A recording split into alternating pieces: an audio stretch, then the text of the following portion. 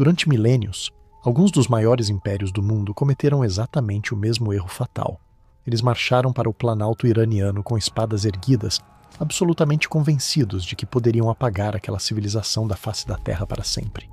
As falanges macedônicas de Alexandre o Grande avançaram por essas terras. As legiões implacáveis de Roma também marcharam até aqui. Exércitos árabes chegaram sob as bandeiras de uma nova religião, e as hordas mongóis de Gengis Khan devastaram cidades inteiras, deixando para trás torres erguidas com crânios humanos. Qualquer outra nação teria desaparecido para sempre, depois de sofrer golpes tão brutais. Teria sido dissolvida no grande caldeirão genético e cultural da história, como aconteceu com os babilônios, os hititas ou os assírios. Bem-vindo às Crônicas de Ferro, onde exploramos a verdadeira história por trás do mundo. Hoje, vamos atravessar milhares de anos para compreender uma das civilizações mais resilientes que já existiram, toda a história do Irã. Se você gosta de mergulhar nessas jornadas pelo passado, inscreva-se no canal e me conte nos comentários de onde você está assistindo. Mas com o Irã aconteceu algo completamente diferente. Algo que, à primeira vista, parece quase inexplicável. Repetidas vezes, mesmo perdendo batalhas, perdendo capitais e suportando ocupações estrangeiras, os iranianos fizeram algo que quase nenhuma outra civilização conseguiu fazer. Eles absorveram seus conquistadores. Poucas décadas depois das invasões, aqueles mesmos invasores começavam a falar a língua persa, construíam a arquitetura persa, adotavam a burocracia persa, vestiam roupas persas. Era como se cada conquista militar fosse lentamente dissolvida por uma força cultural muito mais profunda. De tempos em tempos, o Oriente simplesmente digeria seus conquistadores. Mas como isso foi possível? Como o Irã conseguiu, desde a antiguidade até os dias atuais, obrigar praticamente todas as grandes potências do mundo a lidar com ele? Como essa civilização preservou sua identidade durante milhares de anos de invasões? E por que, em determinado momento da história, a Grande Pérsia, uma civilização com mais de 5.000 anos, decidiu abandonar voluntariamente seu próprio nome, fazendo com que o mundo inteiro passasse a chamá-la de Irã? Esta experiência foi reconstruída a partir de registros históricos, documentos da época, descobertas arqueológicas e reconstituições cuidadosas, feitas com apoio de modelagem histórica assistida por inteligência artificial. Não para explicar o passado à distância, mas para colocar você dentro dele e para entender a profundidade dessa civilização e como ela atravessou 5.000 anos de história sem desaparecer. Precisamos voltar o relógio muito para trás. Durante muito tempo, o mundo ocidental ensinou que o berço da civilização estava apenas em 2 lugares: a Mesopotâmia, terra dos Sumérios e Babilônios, e o Egito Antigo. Dentro dessa visão, o território do atual Irã costuma aparecer apenas nas margens da história. Mas isso é uma grande injustiça histórica. A evolução humana seguiu seu curso natural nessas terras por dezenas de milhares de anos. Há cerca de 50.000 anos, Neandertais dominavam essa região. Mais tarde, por volta de 36.000 anos atrás, foram substituídos por populações de Homo sapiens, conhecidas como Cro-Magnon. Mas a verdadeira transformação veio muito depois. Escavações arqueológicas mostram que o planalto iraniano abrigava assentamentos urbanos extremamente antigos. Culturas como Jiroft e monumentos como o Ziggurat de Chogha-Zambil indicam sociedades organizadas florescendo aqui entre 6 e 7.000 anos atrás. Vasos de cerâmica do 4º milênio antes de Cristo comprovam que uma das civilizações mais antigas do planeta também surgiu nessas terras, lado a lado com Mesopotâmia e China. Um dos primeiros grandes poderes da região foi o reino de Elam, localizado no sudoeste do atual Irã, com capital na cidade de Susa. Os elamitas eram tão influentes que, já no século 26 a.C., exerciam forte pressão sobre cidades sumérias. No século 23 a.C. ocorreu um episódio extraordinário. O rei acadiano Naram-Sin entrou em guerra contra Elam. O conflito terminou com algo raro para a época: um tratado escrito. O acordo garantia a independência de Elam, desde que sua política externa permanecesse alinhada ao Império de Acádia. Isso representa um dos primeiros tratados diplomáticos registrados na história humana. O território iraniano já aparecia nos primórdios da diplomacia internacional. Do ponto de vista genético, porém, os elamitas estavam mais próximos das populações da Mesopotâmia. Os povos que hoje chamamos de iranianos chegaram mais tarde. Entre os séculos 20 e 15 a.C., tribos nômades migraram para esse planalto vindas das estepes da Ásia Central e da região do Cáucaso. Esses grupos pertenciam à grande família indo-europeia, especificamente ao ramo indo-iraniano. Sua língua ancestral possuía parentesco com o latim, o grego e diversas línguas europeias modernas. Ao se estabelecerem nessas terras, passaram a se chamar arianos, palavra que significava nobres. Chamaram sua nova pátria de Airianen Vaejá, a terra dos arianos. Com o passar dos séculos, esse nome evoluiu lentamente até se tornar o que conhecemos hoje como Irã. Esses recém-chegados se misturaram às antigas culturas da região e formaram novas alianças tribais. Entre elas, surgiram dois povos que se tornariam decisivos para a história mundial: os medos e os persas. Foi nesse ambiente de montanhas áridas e desertos vastos que nasceu a arma mais poderosa da civilização iraniana. Não eram carruagens, não eram arcos especiais, era uma ideia. Muito antes do surgimento do cristianismo ou do islamismo, uma religião nasceu no planalto iraniano e mudou profundamente a forma como as pessoas interpretavam o universo: o zoroastrismo. Para os antigos iranianos, o mundo não era apenas uma sucessão de acontecimentos. Ele era visto como um campo de batalha entre duas forças absolutas. De um lado estava Ahura Mazda, o deus da luz, da verdade e da ordem. Do outro estava Angra Mainyu, o espírito da mentira, da escuridão e da destruição. Essa visão também localizava o caos. Para os zoroastrianos, ele vinha das vastas estepes nômades da Eurásia, regiões que constantemente ameaçavam as fronteiras do mundo iraniano. Assim, ser iraniano significava lutar ao lado da ordem contra o caos. Essa ideia moldou sua cultura, sua política e sua identidade coletiva. Mas o zoroastrismo trouxe algo ainda mais revolucionário. Pela primeira vez, uma tradição afirmou que o tempo não era cíclico. O mundo teve um começo e teria um fim, um confronto final entre luz e trevas, seguido por julgamento e renovação. Essa visão se espalhou muito além do Irã. Quando os persas conquistaram Babilônia no século VI a.C., libertaram os judeus que viviam em cativeiro. A Judéia permaneceu parte do Império Persa por cerca de 2 séculos.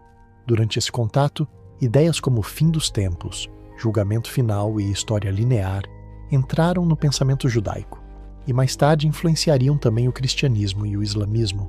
Enquanto isso, um novo poder surgia no planalto iraniano. Em 670 a.C., formou-se o primeiro grande estado ariano, o Reino dos Medos. Eles não governaram por muito tempo, mas conseguiram destruir o poderoso Império Assírio. Logo depois, seus próprios parentes assumiriam o poder. Em 550 a.C., Ciro, o Grande, uniu medos e persas. Dessa união nasceu o Império Aquemênida, considerado por muitos historiadores a primeira superpotência da história. Ciro governava de maneira incomum para sua época. Povos conquistados mantinham templos, tradições e administração local. O império cresceu não apenas pela força, mas pela cooperação. Seu sucessor, Dário I, expandiu ainda mais as fronteiras, do Egito ao Vale do Indo. Quase metade da população mundial vivia sob domínio persa.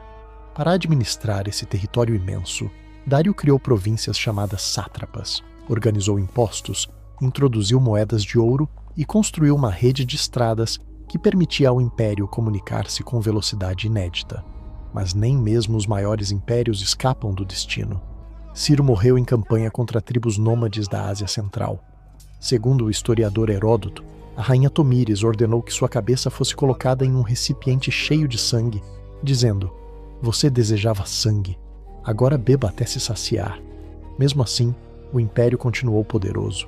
As famosas guerras entre gregos e persas são frequentemente vistas no Ocidente como uma derrota persa definitiva.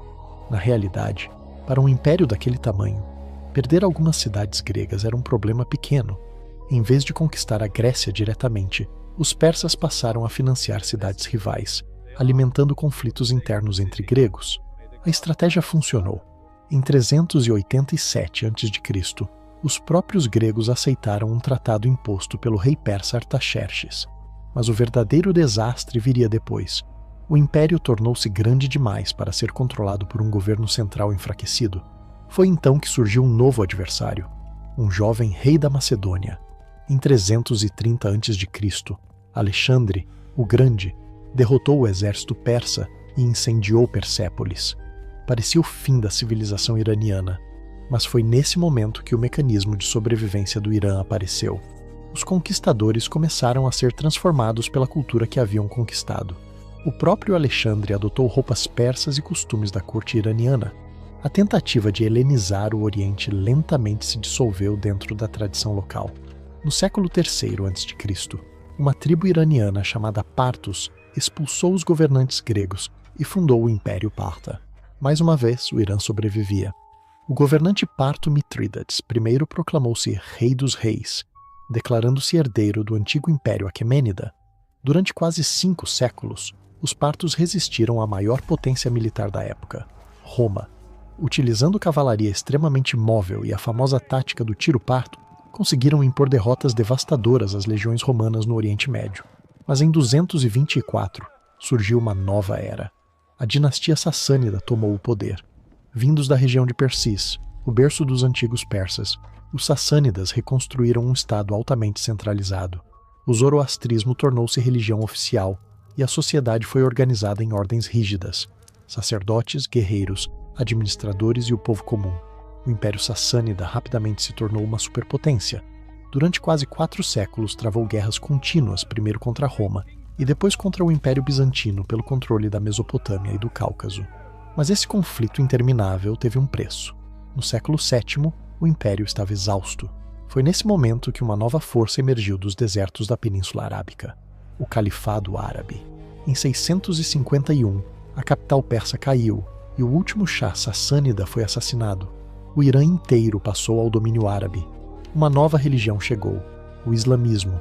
Uma nova língua dominava a administração. O antigo zoroastrismo começou lentamente a desaparecer. Para muitas civilizações, uma conquista desse tipo significava o fim definitivo da identidade cultural. Foi o que aconteceu com regiões como Egito ou Síria, que acabaram profundamente arabizadas. Mas com os persas aconteceu algo diferente. Apesar da derrota militar, a resistência cultural continuou. Durante o Califado Abássida, governantes árabes passaram a depender cada vez mais de administradores, estudiosos e poetas persas. Métodos persas de governo foram adotados em todo o mundo islâmico. A língua farsi não apenas sobreviveu, continuou sendo usada na ciência, na literatura e na poesia por séculos. Então, no século XIII, uma nova catástrofe chegou. Em 1220, Gengis Khan invadiu o Irã. Cidades foram destruídas, populações massacradas e sistemas de irrigação milenares desapareceram. Parecia o fim definitivo da civilização iraniana. Mas a história se repetiu. Quando Hulagu, neto de Gengis Khan, fundou o Estado mongol conhecido como Ilkhanato, os próprios conquistadores começaram a mudar. Os governantes mongóis adotaram o islamismo, passaram a usar a língua persa na administração e patrocinaram arquitetura, ciência e literatura locais. No final do século XIV, outra invasão devastadora ocorreu. Tamerlão atravessou o Irã, erguendo pirâmides de crânios nas cidades conquistadas. Mesmo assim, ele ficou fascinado pela cultura persa. Artesãos iranianos foram levados para sua capital e seus sucessores transformaram suas cortes em centros de arte, poesia e miniaturas persas. Mais uma vez, os conquistadores acabavam absorvidos pela civilização que tentaram destruir. Durante quase 300 anos, o Irã tornou-se um caldeirão político dominado por mongóis e turcos. No entanto, sempre que esses conquistadores assumiam o trono iraniano, algo previsível acontecia. Em poucas gerações tornavam-se persas. A cultura iraniana absorvia seus invasores. Foi desse longo período de conflitos que surgiu um novo líder. Em 1501, Shah Ismail unificou o país e fundou o Império Safávida. Seu governo tomou uma decisão que mudaria a história do Oriente Médio. O xiismo tornou-se religião oficial do Estado, separando o Irã do mundo islâmico majoritariamente sunita e também de seu rival, o Império Otomano. Mais uma vez, o país reafirmava uma identidade própria. Séculos depois, porém, o Irã mergulhou em crise. No século XIX, sob a dinastia Qajar, derrotas militares contra o Império Russo custaram ao país territórios que hoje formam Geórgia, Armênia e Azerbaijão. No início do século XX, o país tornou-se palco do chamado Grande Jogo, a disputa estratégica entre os impérios britânico e russo. O território iraniano foi dividido em zonas de influência. O petróleo era explorado pelos britânicos enquanto tropas russas ocupavam o norte. Em determinado momento, Até mesmo uma república comunista patrocinada pelos soviéticos tentou surgir no país. Mas a história do Irã raramente termina em submissão. Em 1925, Reza Shah Pahlavi chegou ao poder após um golpe militar. Seu governo iniciou um projeto agressivo de modernização e industrialização. Em 1935, ele tomou uma decisão simbólica que ecoou pelo mundo. Durante séculos, o Ocidente chamava o país de Pérsia, nome derivado da região de Pérsis e popularizado pelos gregos. Para muitos europeus, a palavra evocava exotismo e passado distante. Reza Shah decidiu mudar isso. Uma ordem oficial foi enviada às embaixadas estrangeiras. O país deveria ser chamado por seu verdadeiro nome histórico: Irã, a terra dos arianos. Não era apenas uma mudança de nome, era uma declaração política. O país não era uma relíquia exótica do passado, mas uma nação moderna com raízes milenares. O século XX, no entanto, trouxe novas turbulências. O Irã tornou-se peça estratégica no tabuleiro geopolítico global. Interferências externas e crises internas culminaram na Revolução Islâmica de 1979. A monarquia caiu e o país transformou-se em uma república teocrática, rompendo relações com o Ocidente. Hoje existe um curioso paradoxo. Para muitos, o nome Irã evoca tensão política, sanções e conflitos internacionais. Mas o nome Pérsia ainda sobrevive, associado à poesia, à arte e ao esplendor de antigas civilizações. Dois nomes, um mesmo país, e uma disputa permanente sobre como essa história será lembrada. Ao longo de 5.000 anos, a civilização iraniana desenvolveu um mecanismo singular de sobrevivência. Macedônios, árabes, mongóis e turcos chegaram como conquistadores. Quase sempre partiram transformados pela cultura que tentaram dominar. Talvez essa seja a verdadeira força do Irã. Não vencer todas as guerras, mas continuar existindo depois delas. Durante 5.000 anos, o Planalto iraniano foi invadido por alguns dos maiores conquistadores da história. Macedônios, árabes, mongóis, turcos. Impérios inteiros marcharam para essas terras convencidos de que poderiam apagar aquela civilização para sempre. E muitas vezes venceram as batalhas. Mas quase nunca venceram a história, porque o Irã desenvolveu algo raro entre as civilizações humanas. Um mecanismo de sobrevivência cultural tão poderoso que transformava conquistas militares em assimilação. Os invasores chegavam como dominadores, e poucas gerações depois falavam persa, governavam como persas e pensavam dentro de um mundo moldado pela própria cultura que haviam conquistado. Talvez essa seja a verdadeira força dessa civilização. Não vencer todas as guerras, mas continuar existindo, mesmo depois que os impérios ao redor desapareceram. E se você chegou até aqui, atravessando milhares de anos de história até este momento, então você também fez parte dessa jornada, porque histórias como essa continuam vivas quando alguém ainda está disposto a ouvi-las. E antes de irmos embora, eu quero saber de você. Depois de tudo que vimos hoje, qual civilização do passado você acha que ainda influencia o mundo moderno, mesmo que quase ninguém perceba? Escreva aqui nos comentários. Eu sempre leio as respostas. E se você gosta de explorar a história dessa forma, continue caminhando com a gente, porque ainda existem muitos impérios, civilizações e mistérios esperando para serem redescobertos. Nos vemos na próxima crônica. Crônicas de Ferro, onde a história não é apenas contada, ela continua viva.